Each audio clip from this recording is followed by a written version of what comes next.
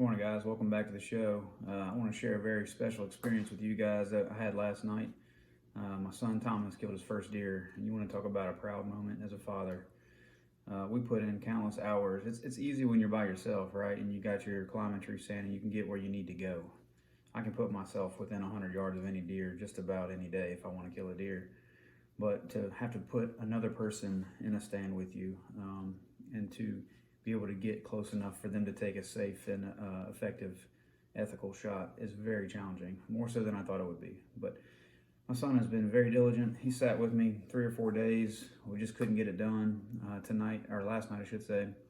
He was getting a little frustrated. He even made the comment, there ain't no deer out here. We've all been there. We've all experienced that. But I told him, you just got to be patient, and if you're diligent, it will happen. And it wasn't 20 minutes later, a doe pops out. And I'm not kidding to you.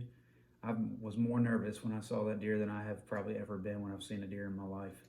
I've killed well over 100 deer in my professional career and in my personal career. And to see that deer, I was like a kid again. We got him on the scope. I asked him if he could see it. My son has never shot a firearm at an animal in his life.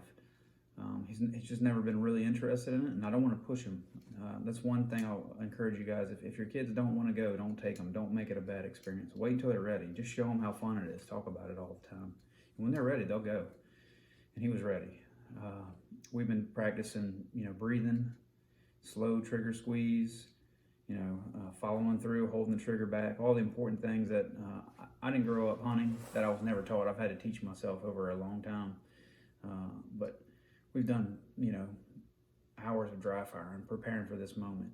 And I'm telling you what, as a dad, I couldn't be more proud to tell you this kid's got ice in his veins because he did everything as planned. And doe steps out about 150 yards, get her in the scope. We wait for a good side shot, broadside.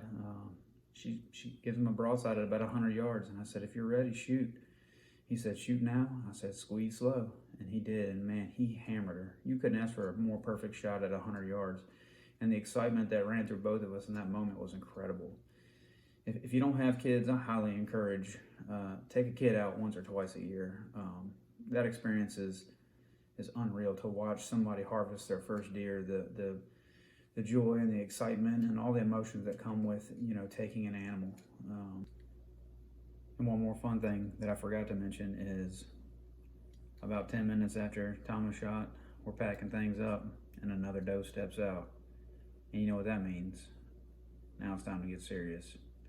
So I take the gun. I'm so excited.